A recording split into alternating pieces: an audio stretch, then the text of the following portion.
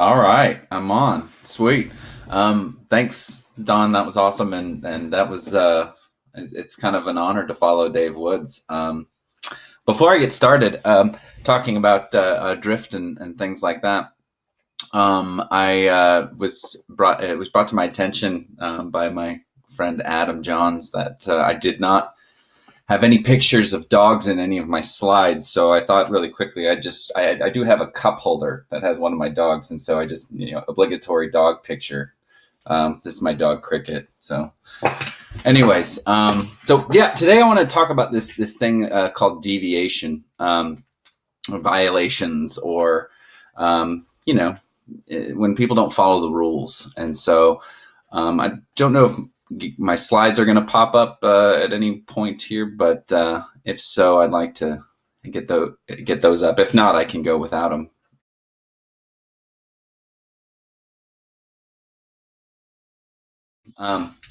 So, anyways, feel free to put questions in the chat at any time, and we can go from there. So, what I want to do first is I want to talk about some events that have happened. And so going to the second slide here, you see there's a number of different events. And Dave actually talked about some of these events, but you kind of, some of them may be familiar to you also. The one right in the middle, I'm sure most people have seen before, and that's the Deepwater Horizon, right? And we hear stories about this event where people disregarded safety rules and production pressures pushed them to cut corners and things like that.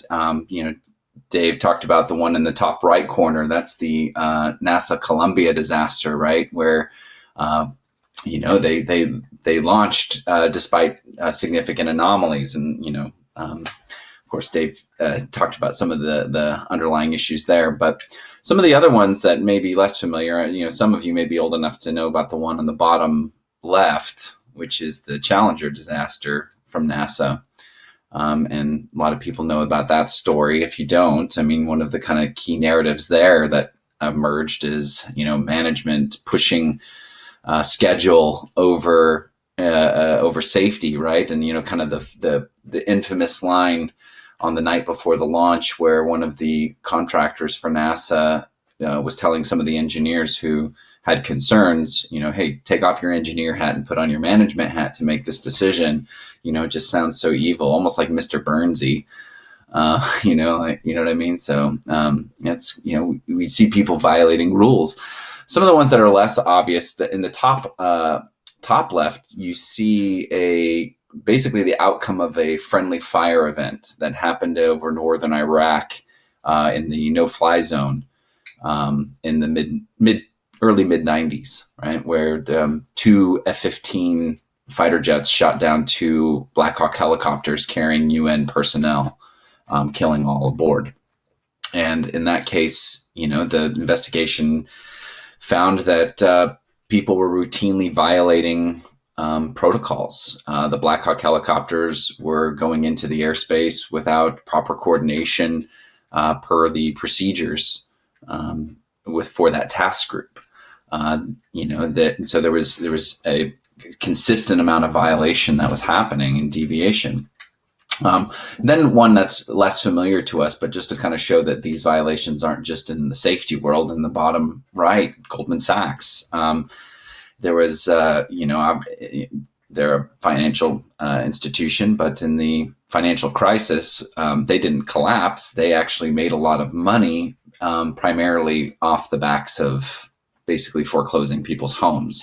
And so there was a lot of ethical concerns that were brought up that, hey, these, this is kind of the classic evil bankers who are putting greed over people, right? And, that, interestingly enough, was in violation of Goldman Sachs core principles.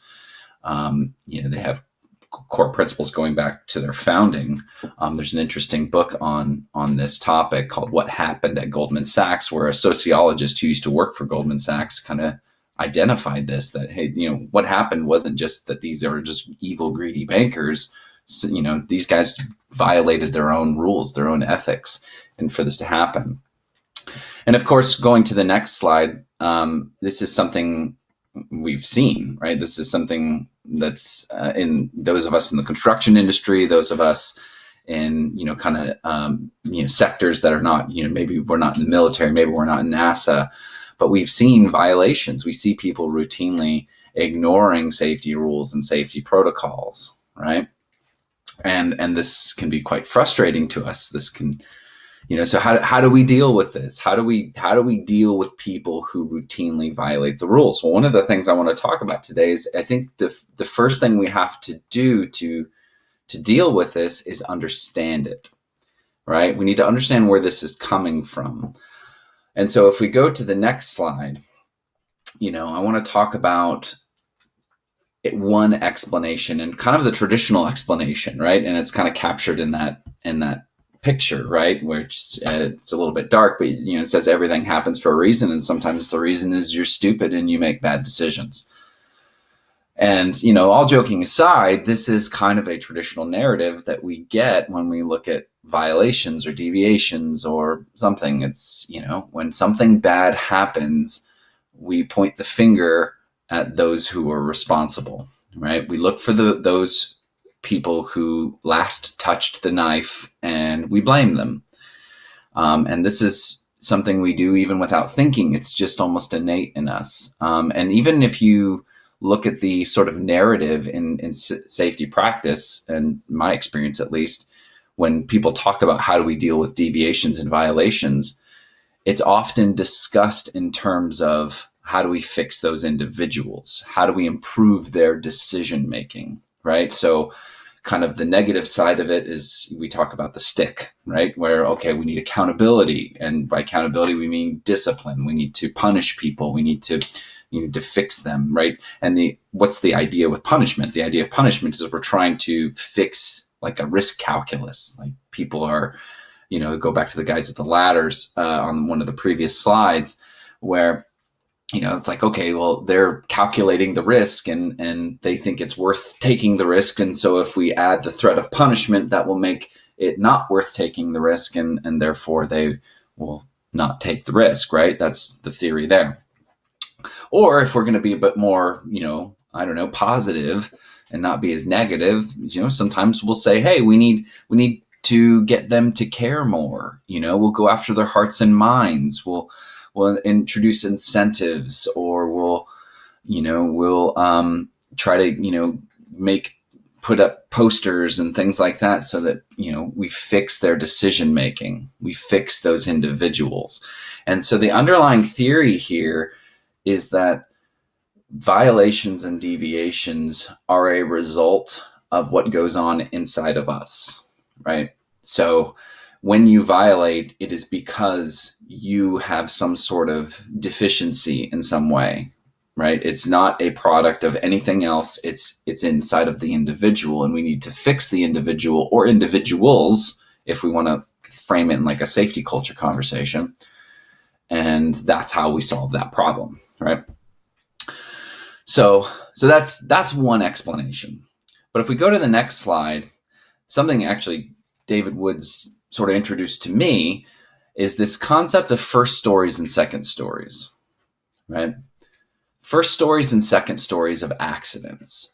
And whenever we see some sort of event that we don't like, there's almost always a first story, right? Something comes across the wire bad, and the first story is almost always who's to blame. And so you can see it kind of conceptualized in the picture on the left of the causes of accidents. I didn't see, I didn't know. That's a picture from a break room at one of my previous client sites. And, it's in the break room because, hey, we want to remind people, you got to think better, you got to see better, you got to know better in order to not have accidents, right?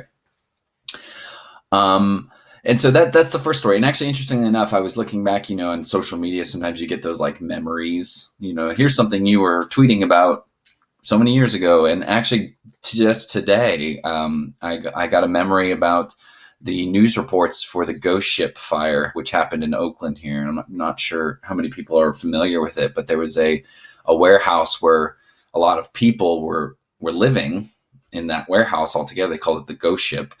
and a fire started and it killed a lot of people. And the initial reports were about, how these, the people involved were in violation of fire codes, and, the building managers knew about it, but they didn't do anything about it. And this is a first story, right? And you can tell a first story because it really focuses on the individuals. And this is something Dave talked about in the previous session, right? Where we focus on those individual components of the system to help us explain what happened. And by focusing on those components, it kind of really narrows down our range of possible fixes, right? It makes it easy to fix it, right? If the problem is you, well, I think I can try to fix you. Whether you can or can't is probably a separate presentation, but right. So, but like if you're the problem, that's where I need to focus my attention, right? It makes it very concrete for us, right? But as Dave kind of reminds us, there's always a second story, right? There's always a second story, because we always have to remember that people's behavior doesn't happen in a vacuum. And think about that for a second, right? How you behave is partly a product of you, but also a product of where you are and where you came from, right? And where you think you're going.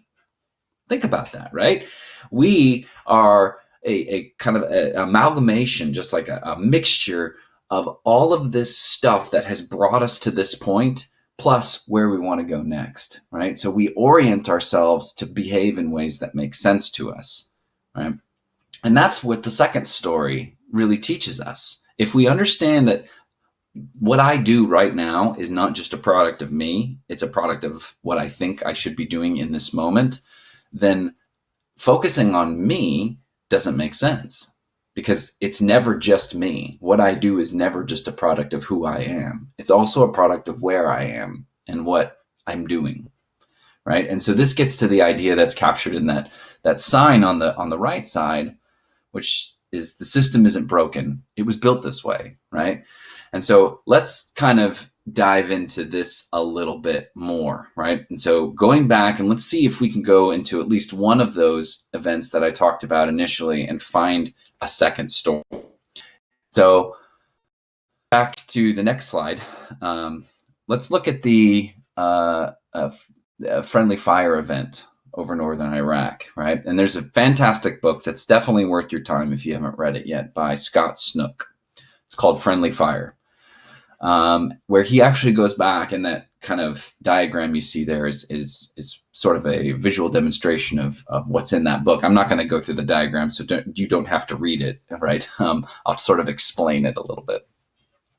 But what he did is he went back and he traced back people's actions to the context in which they were acting, right? And he came up with this phrase that I think is pretty great, and he calls it practical actions, right? So he said people's actions made sense to them at the time. In other contexts, and other researchers like Dave Woods and others, we kind of call that the local rationality principle. People were doing whatever made sense to them at that time, in that moment, right? And so, for example, the F-15s were operating under assumptions like, how could they how could they shoot down what were clearly U.S. helicopters? They actually did a flyby to do a visual confirmation of the helicopters before they went into attack, right? How could they mistake them for enemy helicopters? Well, part of it was they didn't expect to have U.S. helicopters flying over in that airspace at that time, right? Why didn't they expect it? Partly because if you think about it, the F-15s are part of which branch of the military? The Air Force. The Black Hawk helicopters are part of the Army. So two different branches developing silos, not coordinating well. I mean, this is a common story, and you can even relate this to what happens in construction, right? Is there ever a problem with coordinating contractors who work in close proximity with one another, whose work affects one another? But, they're different contractors, and I can't control their work and they can't control my work, right? And so there's a kind of a miscoordination, miscues that happen, right? Well, that's one of the things that happen there. The Black Hawk helicopters didn't think that the Air Force rules of checking in with the radar station, the AWACS, before moving into the airspace was a firm requirement. And they didn't think that the rules about, hey, you can't go into the airspace until the F-15s clear the airspace for you, applied to them either. And why didn't they think that? Because the rule never applied to them, right? So from the beginning, the Black Hawk helicopters were able to come and go as they pleased. So they thought it's fine for me to be here, and the F-15 should know better, right? So you start to see people acting in ways, and yes, they're violating rules, but those rules didn't make sense to them at the time. They didn't think those rules were necessary, right? And they were relying on other things to help, avoid catastrophic failures, right? So the F-15s, for example, had a sort of system in their aircraft that's supposed to identify friendly aircraft so they don't accidentally shoot their own people, right? So it's like a technological system called IFF. But unfortunately, the IFF system within the Black Hawk helicopters just didn't work with the one in the F-15s, and they're not sure why, right? It's very unclear as to why those things weren't pinging, and so everybody was relying on the fact that, well, yes, those rules are there, but we have these redundant systems that are going to protect us, so we should be fine. And this is what that chart sort of shows. I'm only kind of going on the surface of it, right? It's if you really dive into the history of this event and trying to understand why people's decisions made sense to them at the time, you start to see this explosion in potential influencing factors that all contributed to that event. It's sort of like a Jenga block, right? If you think of a Jenga block, one of the interesting things about Jenga, if you know the game, it's like the blocks and you pull the blocks. Some of you seen like Todd Conklin use it as a demonstration. But one of the things that's fascinating to me about the Jenga block game, right, is the person who pulls the block and then has the tower fall is the loser, right? Why are they the loser? Because they pulled the block when the tower fell. But if you think about it, they did the exact same thing as everyone else who pulled the block before them, right? They did the exact same thing. They didn't do anything different. They just happened to be the last one to hold the block. And if you think about it, every block before that equally contributed to that block, that tower falling, and constrained the decision-making of every other person who had to pull a block after. And that's the interesting thing that we find when we look at these events where we see violations, right? When we do that, we start to pull back the layers and look for these second stories, and we see, wow, this is a little bit more complex than we think it is. Right? And even going to the next slide, going back to our buddies on the ladders, right? A lot of you are thinking that's really all well and good for a complex event like a friendly fire event, Ron, but that's not the stuff that I deal with. Well, let's look at this kind of situation, because I can, one of the interesting things about pictures like this is you can look at them and you can see that there's actually evidence that the story is more complex than we usually make it, just by actually looking a little bit closer. Because often we look at pictures like this and we just giggle, ha ha ha, ha, look at these idiots. Man, this is why, this is our job security as safety people. This is why we'll always have jobs, right? But if we look closer, I think we'll actually see that the story is a bit more complex, right? Because, for example, I think that in this picture, there is direct evidence that these guys care more about safety than about productivity, right? Can you see it? It's the guy holding the bucket. Right? The guy holding the bucket is not producing anything right now. He's not, right? He is actually, from a production standpoint, a waste, right? You're using kind of lean terminology, right? Why is he there? He's the safety person. Now, don't get me wrong. I'm not saying that this is good or acceptable or we're happy with this as an outcome, but I am saying that if we train ourselves to look beyond the first story, that these guys are just dumb and, we need to fix them. And so we need, these guys need to be run off our job site or whatever. If we look beyond that, we may see that, wait a minute, these guys actually care about safety. They're actually trying to make this job as safe as they think it needs to be in order to get the work done. Right? So there must be something else going on here that's driving this.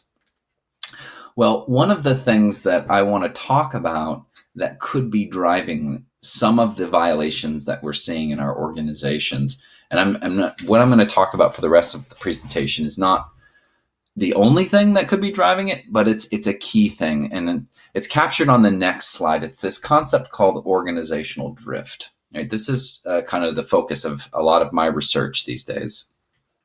So I'm going to define it, and I'm going to try to explain it, and then we're going to talk about it. Because all of those kind of case studies I brought up in the beginning, the NASA events, Deepwater Horizon, the Friendly Fire event, even Goldman Sachs, had one thing in common. People, after the first story, subsequently went back and evaluated the events and said, you know what, this wasn't a case of just bad people. This was a case of organizational drift. Right? Even the case of Goldman Sachs, where everybody loves to dunk on bankers, right? That book I told you about what happened at Goldman Sachs was a sociologist who wanted to dunk on Goldman Sachs, but he actually looked at it and said, you know what, this is actually a case of drift. So I think we need to understand drift a little bit better and maybe see how it could be working in our organization, and maybe even working in not just negative ways. So what is drift? So the way I define drift is it's a persistent adjustment of performance of a task away from formal prescription or informal norms. So a couple key features of that, right? So number one, it's obviously adjustment away from something, right? So away from our procedures, or the second part, away from informal norms, is away from just how we think that job should happen. What is the acceptable level of risk for that job? Right, so that's what that means. The persistent part, which is the second word there, is really important though. Right? The persistent adjustment is it's not a one-time violation. This is something that's happening over and over again. And so if you think about it, like sometimes when people point to kind of a poor safety culture, I think honestly what they're talking about is this thing called organizational drift, rightly or wrongly. Right? To kind of illustrate it, there's a model that's on the right side of the screen that comes from Jens Rasmussen that I think is worth us understanding a little bit, right? So I'm going to explain it real quick, and then I'll explain how it relates to drift in my estimation. Now, note that this is a model, so it's a simplification, but I think it's illustrative of some of the key concepts that we need to understand related to deviation. So we are that little itty bitty circle right in the middle. That's us. That's our organization. That's our job site, right? And we are operating, always trying to find the optimal space. But as Dave talked about in the previous presentation, we're trying to figure out how to operate amongst competing goals, right? So on the far right side, we have one goal that we're trying to deal with, and that's financial stuff, right? So we have this financial boundary, and if our circle goes too far to the right and crosses that financial boundary, we go out of business, right? So all job sites, all businesses are in the business for business, right? They're not in the business of safety, right? Even my organization, which you could argue is a safety company, we're not in business to be safe, right? That's just part of that's the widget we sell, if you think about it, right? So everybody is in business to be in business, right? So there's always pressure to move us away from that boundary. We don't want to get too close. We don't want to go out of business. And most businesses want to make more money, right? So there's always a pressure away. And I think people in construction in particular, but other industries as well, can appreciate that. Dave talked about better, faster, cheaper pressures. Well, part of that better, faster, cheaper is also the bottom boundary, which is the effort or workload boundary, right? Beyond this boundary, we work too hard. We work ourselves to death. And so there's always a pressure to move away from that boundary. We don't want to work harder than we have to. right? Some people say hard work is its own reward. That is false, right? It's not, right? People don't like to work hard for the sake of working hard. If you're given a hard task and there's no reason to do it, and that's frustrating to people. That's torture for some people, right? And so we like to work hard enough in order to achieve our goals, but no harder than that, right? Nobody wants to work harder than that. Now, when that works, we call it efficiency. When it doesn't work, we call it laziness. But we're always trying to work just hard enough to get the job done. On the far left side, we have our safety boundary, right? Our safety boundary is, beyond that, bad things happen. The plant blows up, someone dies at the job site, the shuttle blows up, whatever, right? Now, the problem with all of these boundaries, I'll focus in particular on the safety boundary on the far left side, is that they move, and they move in unpredictable ways. We're not always sure where they are, right? So even though they look like hard black and white lines on this model, they're not really clear to us. We don't know where it is. Now, really quickly, I know there's a lot of safety people who get heartburn when I say that the safety boundary is not clear. Oh no, safety's black and white. It's not, sorry. Okay, at least in most cases. There may be times where it is, but it's not. So think, to give it a quick example without derailing the conversation too much, think of a seatbelt, right? We put on our seatbelts literally thousands of times unnecessarily, if you think about it. Right? Because most of the time you don't get into a horrible accident where you'd need a seatbelt, and most of the time you don't get confronted with by a cop or something who would cite you. So the negative consequences that are supposed to incentivize us to wear seatbelts usually aren't around, right? They're just not there most of the time. Now, the problem is, of course, you don't know when you need your seatbelt until after you need your seatbelt. Right, so it's too late at that point to say, "Oh shoot, I'm in a rollover crash. I better buckle up." Right, it's too late at that point, right? And so, what do we do in safety? Right, so that first off is an illustration of kind of the opaqueness or the our kind of inability to know where that safety boundary is in real time. So, what do we do in safety? Well, we create that dotted line that you see. That dotted line is our compliance line. Right, or our safety factor, if you will. We say, okay, we don't know where the boundary is, but because we don't know where the boundary is, we're going to make you wear your seatbelt all the time, right? Because we just don't know. And so that's what that line is. So this is our model, right? This is our basic model, and we're trying to find the right way to operate. Now imagine that circle moves a little bit to the left, not over any of the lines, but just a little bit to the left. What happens? Well, we get more production, probably for least effort, and we didn't cross any safety boundaries. So nothing bad happened, and good things happened. That's a good thing. How does the mind interpret that? Well, the mind interprets that as, okay, I should do more of that. That was a good thing, right? That's kind of how we think, right? If we do something and a good thing happens, let's do more of that. Let's do that again. That was great, right? And so we take another step. Right, and maybe we don't cross any lines, but yet. So good things happen, no bad thing happens. Great, let's do more of that.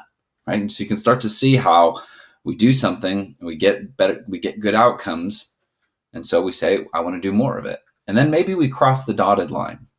And what happens then? Nothing most of the time. Now we may get in trouble, right? So that's possible.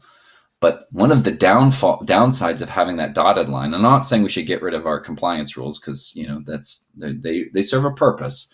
But one of the downsides of them is when we create a safety rule that actually is not a safety rule, it's a compliance rule. People can cross that boundary and learn the wrong lesson, right? So we can cross it, nothing bad happens. I should do more of that. And then we take another step, and that's when we actually cross the safety boundary, and that's when the bad thing happens. That's the challenge with drift, right? So drift is where we adjust our performance to try to meet competing goals, right? And sometimes we do it in negative ways, that's usually how people talk about drift. So if we go to the next slide, I want to answer the question, where does this come from, right? And I'll give just a broad sort of perspective on this before diving a little bit more into the weeds on it. comes from sort of an interaction of multiple things. And really, at the end of the day, I would, if you just asked me to put it in word, I would say it comes from complexity, right? And how people adapt to deal with complexity, similar to what Dave was talking about before. But a little bit more specifically, I think one of the things we have is in all organizations and in life are, a few key features. One of them is conflicting goals. So like better, faster, cheaper, which Dave talked about before, right? That's a conflicting goal. We can do it better, faster, and cheaper, but doing all three at the same time is probably not possible, right? Or think about in, construction, schedule, budget, safety, quality, environmental, sustainability. Like all of these things are good, and sometimes they can align, but sometimes they conflict.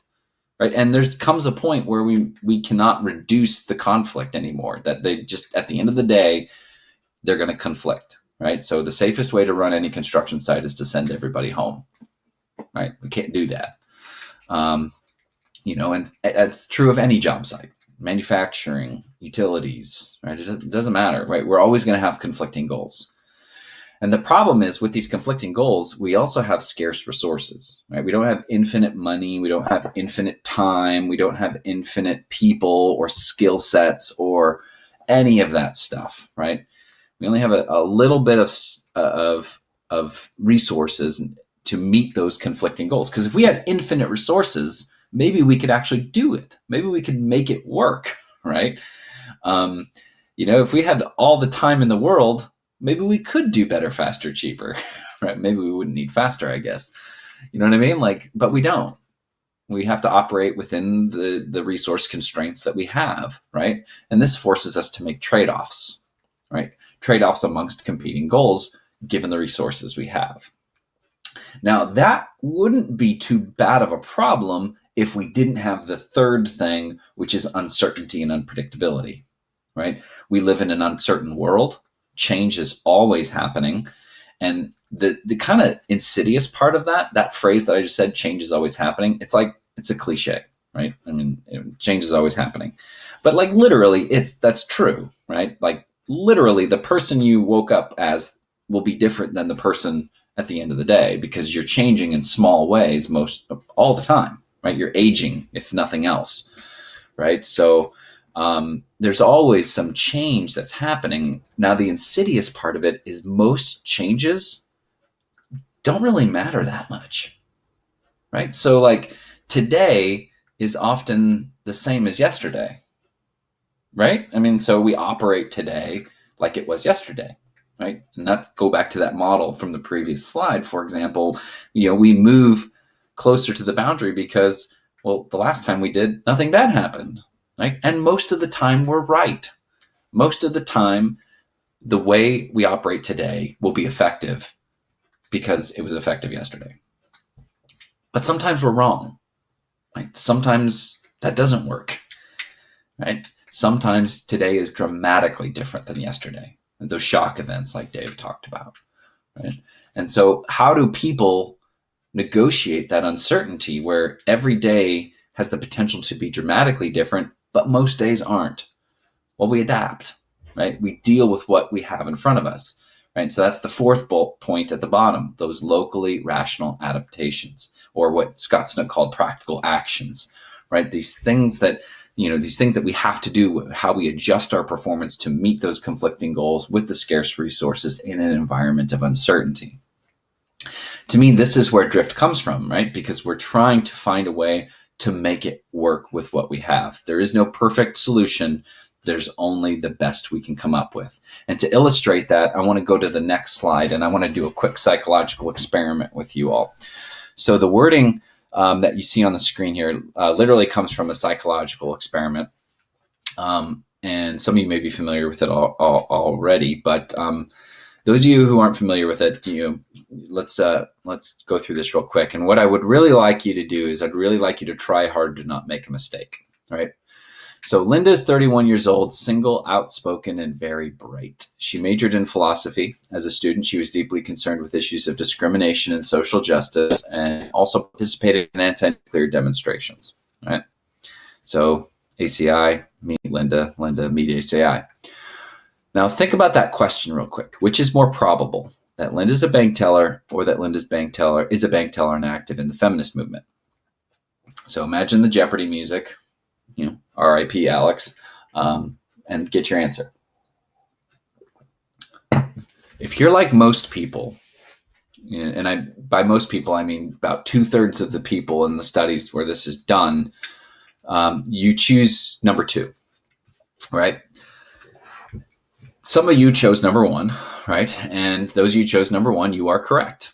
That is the correct answer. Those of you chose number 2, you did make a mistake. Now, really quickly, why number 1 is correct is it's a math question, and it's sort of tricky. I did ask you a math question. I should have warned you there'd be math at the beginning of the presentation, but I was too busy showing you my dog. So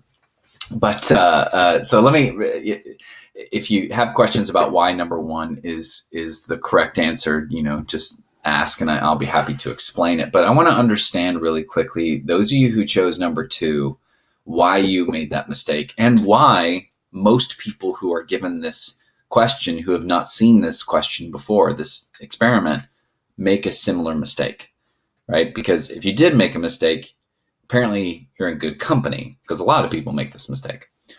So I think there's really 2 explanations that I can think of as to why you made this mistake.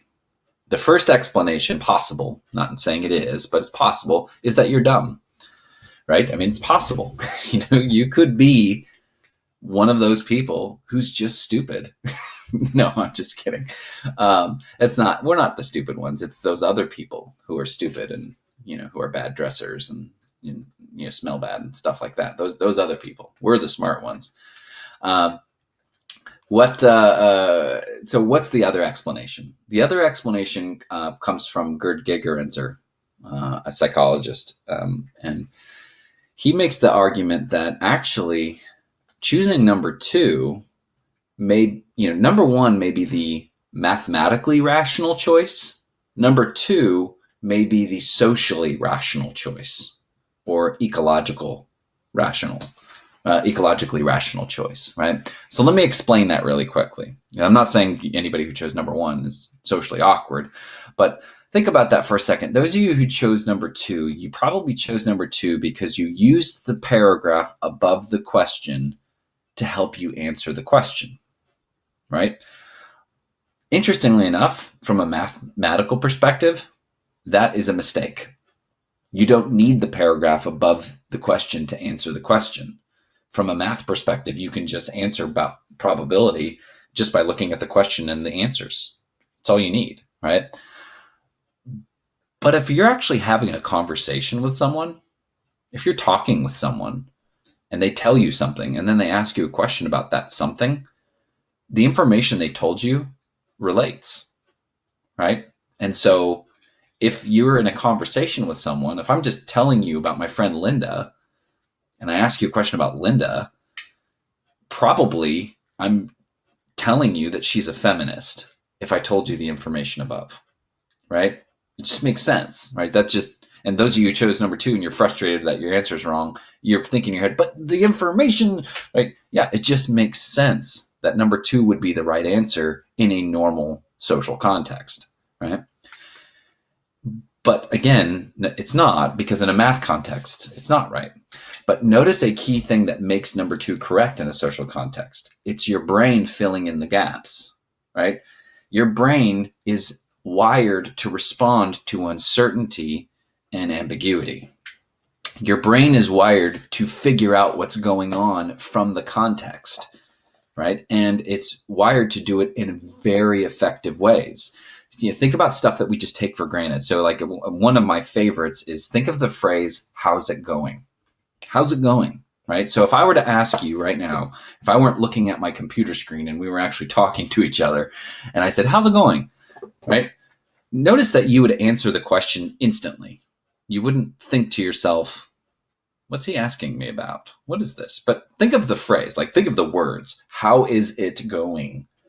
That's a weird phrase if you think about it. Like, how's what going where? It doesn't make any sense, right? But notice how nobody ever asks, what do you mean by how's it going, right?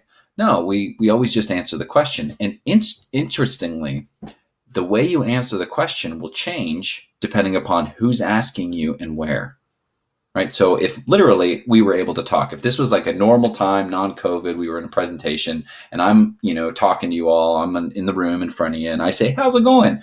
You'll probably answer the question either just, answering, hey, I'm feeling good, your general mood state, or you may answer the question assuming that I'm asking you about your opinion of the presentation so far. Right.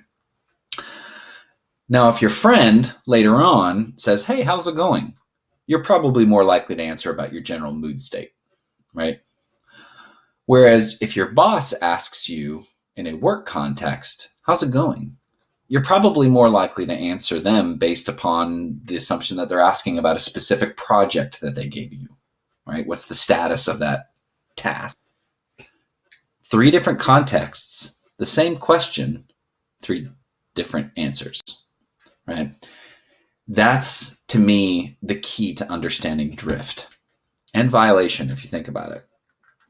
People do what makes sense to them in the moment. We are wired to deal with that complexity, the goal conflicts, the scarce resources, the the uncertainty. We're wired to deal with that, do it in fantastic ways, in amazing ways, in ways that actually make us successful most of the time. But notice that in this situation, that same strategy that works most of the time led some of you to make a mistake, right? And so the way that you failed is inherently tied to the way that you succeeded. And that, to me, is the essence of drift. When people are drifting, it's not because they're like, man, I really hope we have an accident, or man, safety is stupid, let's get rid of it. They're trying to make sense of a world with competing goals, scarce resources, and uncertainty. They're trying to muddle through and get work done in a complex environment, right? And this works most of the time. I personally, and we'll talk about this more in a minute, think that a lot of the reason we think that drift is bad is because we only look at it after something bad happens. But if we go to the next slide, there's some key implications that from what we've been talking about that I want to just really put out there for you, right? So number one, what we've said so far is that drift is a product of people adapting to work demands, right? So it's a product of people adapting to the demands of what's going on around them. So it's not just like inside of them. It's never just inside of them. And this works most of the time, but it sometimes fails, which leads to a really interesting and sometimes controversial point in number 3. Drift is inevitable. It's going to happen, right? And it's not because, and the reason it's inevitable is not because people are bad. The reason it's inevitable is because the world is complex, and we will never eliminate that complexity. When you make a job site that does not have competing goals, scarce resources, and some uncertainty, give me a call, right? But until then, we have to deal with this complexity, and people have to find a way to make it work.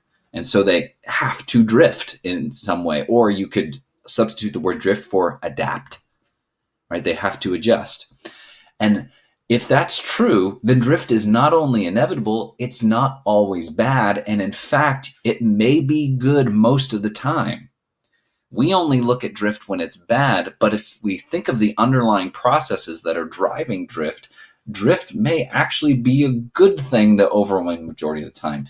Drift may be responsible for innovation in our organizations. Drift may be responsible for success, even safety in some situations. Right? We don't know because we don't look, right? But the underlying processes of drift that are driving it tell us that that's not only possible, that's probable. The key thing, though, is that asking people to try harder is probably not a good solution. Asking people to stop drifting is not going to work because it's not a product of just them. Now, don't get me wrong; they're part of this puzzle, right? So the people you work with are all part of it. But focusing on the individual to fix violation is probably a losing thing if we're dealing with drift. So what can we do? So to understand this, let's go to the next slide. And I just want to give a key point that learning here is key. So if we want to understand and start to deal with what this thing we call drift, then we need to start learning about what we're dealing with. And that means we need to start learning about work, right? Not just learning about accidents, but learning about work. And so what I want to do is spend just a few minutes talking about this is where my research is right now, on ways that we can start to understand work as a lens to understand drift. And then I'll want to leave you with some practical takeaways before that. So if we go to the next slide, excuse me, you see there's kind of a different way to see drift. And some of you may be familiar with kind of variations of this model, like Todd Conklin uses it and others use it. It's kind of the blue line, black line. You sometimes see that in some of these kinds of presentations. If not, don't worry, I'll explain it. So the top kind of idea here is you see a kind of a straight black line. That's how we think work happens, right? Sometimes that's conceptualized as work as imagined, right?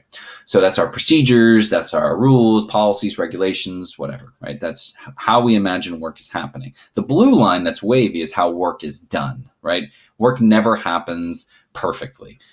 Sometimes we have to zig and zag. Sometimes the part doesn't show up on time. Sometimes the crew that showed up is better skilled than we thought, and it happens better than we thought, right? So life happens, right? But most of the time, work sort of varies around where we think it happens, right? So sometimes we see this blue line, black line, and you see it sort of conceptualized as the blue line is drift. I don't think that's always true, right? I think the blue line mostly stays around the black line, and that's just what I would call normal, or what actually Eric Hollnagel would call normal performance variability. Right, that's normal, and that's something we should monitor because, to Eric Hollnagel's point, sometimes that variability can get out of whack, right? Something we want to pay attention to, but you're not going to eliminate it because that's a product of complexity. Drift is different, though, right? So drift happens when we start to see a blue line shifting away from the black line. So imagine you see on the bottom there's kind of two black lines. Imagine that second one, the very bottom black line, isn't there. And all we saw was that work, it's that wavy blue line just down by itself. And you can think of this like you got a work crew that's just really different than everyone else, just doing it way different than everyone else, right? What's going on there, right? To me, first of all, that's probably drift. But what's really happening there is that work crew has sort of developed a new conception of how that work should happen. So in effect, they've created a separate black line, a new work is imagined, right? So they've created a new way within themselves, within that group, that work crew, that contractor, that organization, that factory, that whatever, right? Hey, no, this is how, yeah, we know that's how you all want to do it. This is how we do it here, right? And so, like I'm an EMT as well. And I always remember in my EMT training, the instructor saying, okay, yeah, this is how the book says to do it, but don't worry, when you get out in the field, we'll show you how it really goes. It's kind of like that, right? That to me is drift. And if that's true, then there's an interesting implication. That means that if drift happens when a social group creates a new work is imagined, then going to the next slide, social networks become an important thing. And I don't mean social networks in like Twitter and Facebook and stuff like that. I mean like literal social groupings, right? So you can imagine this like picture you see here is like an overlay of your organization where you're going to have clusters of groups, right? So kind of in the middle, you see a larger cluster, and that's, probably most people in your organization are well connected to one another. They work with each other a lot. They connect a lot. They talk a lot. Maybe even they take breaks together, right? But then you start to see kind of spreading out disparate groups, some that kind of have their own clusters, some of way out on their own. Well, you can start to imagine how maybe these different groups will have their own way of conceptualizing how that work happens. Why? Because they have their own context. And violation are really driven by context. Then when groups separate themselves from other parts, they can create a new context for themselves. They can create a new way of thinking about that work. And so you start to have drift happening in different ways in those groups. This is also, I think, when drift starts to become dangerous. Because if you think about it, go back to the discussion we had about that friendly fire event, where you had two different parts of the organization, the Air Force and the Army, kind of doing their own thing, right? But the problem was, and Scott Snook pointed this out interestingly, they were doing their own thing, but they thought the other one was still following procedures. So the Army was operating like, okay, yeah, we know we're not doing it the way the procedure, but that's, it's not a big deal because the Air Force guys will take care of it. And the Air Force was like, we know that we're not always following procedures, but that's okay because the Army guys are. Right. And so you started to have this working at cross purposes, creating a potential for failure where none happened. And in fact, you could still have the drift. And as long as they coordinated better, you wouldn't have had the failure.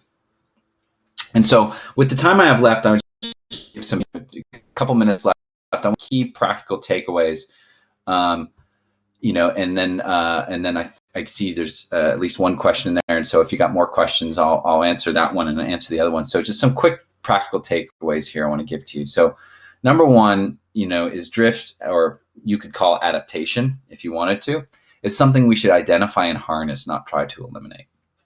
Right. So the idea here is, and note that we're not saying it's always good, right? So we need to identify it, but I am saying that the underlying process that's driving drift is a good thing, right? It is something that is a source of resilience, to use the terminology that Dave was talking about before. It's something that helps to keep us successful. So if we eliminated the underlying process that drives drift, we would eliminate the source of resilience within our organization. And that's bad, right? We don't want that. So we want to be identifying drift and finding, okay, how can we harness this adaptation? How can we harness this creative problem solving that my people have to deal with the dragons like Dave was talking about? Which gets us to the next slide on practical takeaways, right? Which is learning about everyday work is crucial. So how do we do this? We need to start learning about everyday work, right? One of the things we do in safety a lot is we only look at work when something bad happens. Right. The rest of the time, we either don't look at work, or we only look at work to evaluate whether it's in compliance with a standard. We're not learning from it. We are trying to change it. Right.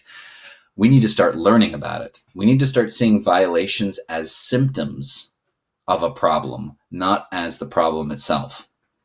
Right. Because again, it's not housed in the person, it's housed in the system. So we need to understand everyday work to help us understand how our system is functioning. And the final takeaway I want to give you is on the next slide here, is ensuring diverse perspectives have a meaningful seat at the table, something we should be managing. Right. So once we've learned about work or begun the process, we need to always be asking the question, whose voice is missing? Right? Because that's where we start to, go back to that social network discussion. That's where we start to, get, okay, that group is separate. Say like the night shift, for example, at a chemical plant. They're off on their own. They're doing their own thing, right? Well, if we're trying to change work and make it better, well, they have a way of doing work that maybe we have no idea about. That's a perspective we need, right? And so in terms of this is something we should be managing, and I mean literally safety professionals, this should be an essential part of safety management. I know Rosa's going to talk a lot about this in her session. This is something we should be managing. And so we should always be asking whose voices are missing and what are the mechanisms by which we can build that sort of trust and even processes to allow those voices to actually have a seat at the table, right? Our job is not to be the voice for safety. Our job is to ensure that the voices needed for safety are able to speak up and have meaningful effect on the work, because that's one of the ways we will start to allow drift to surface and we can see it, because once you can see it, then you can actually know what you need to do with it, right? So that's, to me, the key. So we got to, number one, admit that drift isn't always bad. And so we got to find it. I'm not going to just Okay, it's a good thing, so we're good. No, we got to find it, right? But once we find it, we got to evaluate it, right? And so how do we evaluate it? Well, we need to start learning from work, and we need to start getting those diverse perspectives at the table. So with that, I'll shut up. I know there's a couple questions in the chat that I want to get to real quick. So I see Rosa logged in. That's good. So question from, let's see, what humanistic and process-driven techniques can we use to identify, highlight, and track drift? So to me, I guess to identify first is the best way to get started, and there's different people probably at different levels of understanding, is to and to workers. So whether that's under the guise of Gemba walks or management by walking around or just getting out and talking to people, that would be step one to me, right? Because again, there's an interesting paper that sort of drove my thinking on this from Vineet Desai, where he talked about violations are actually symptoms of drift, right? And so to me, going out and observing work and asking questions to people about, hey, where are the challenges that you have? What are the things that you have to overcome to get work done? Where do you find difficulty in getting the tools and resources that you need? What are the things that you wish the managers and the planners and the superintendents knew about your work? Those are the things that are going to start to surface those drivers of drift, and you'll start to even find times where people will tell you, yeah, so this is a problem, so as a result I have to come up with this other thing. Oh, okay, that's probably where the drift is, right? So step one is getting out and talking to people. Beyond that, you want to don't just talk to them. You want to have mechanisms, going to your point about process, you want to have mechanisms that allow you to take what you've learned and do something with it. Back to the takeaway I mentioned earlier, I really do recommend that you have diverse perspectives on this. And so you don't do this on your own. Like, for example, one of the things I like to do is have that information you get from your talks come back to a team that has kind of diverse perspectives, where you can talk about, hey, here's what we learned. What should we do about it? Right. And then, you have actions that come out of that get tracked, and so on and so forth. So I think that's a good way to get started. There's certainly more tools, but that's at least a good starting place. That's another question here. How do we introduce this concept to operations without being seen as judgmental of the people and their efforts each day? It's a good question. So I would say, one is get them to start to see the second story, right? So I in my experience, especially the closer people are to the work, the more they already kind of understand this. But the further they are away, they don't see it as clearly. So start to get them to see, with maybe a given event in your organization, hey, here's how that event could have been influenced by the stuff that we're doing, right? And one of the things I say to organizations is, one of the challenges we have when trying to move away from a blame mindset is we need to understand that we all have fingerprints on the knife. If you take a systemic perspective to safety, then you have to admit that we're all complicit in some way, shape, or form. So I definitely, I would usually start with trying to find a good story within your organization, usually an incident, and diving a little bit deeper and showing them how this perspective can get better results. Well, I know my time, so I should probably shut up, but I appreciate the questions. I'm sorry I couldn't get to all of them. But thanks everybody for your time, and you'll enjoy Rosa. She'll answer probably a lot of these questions in her session.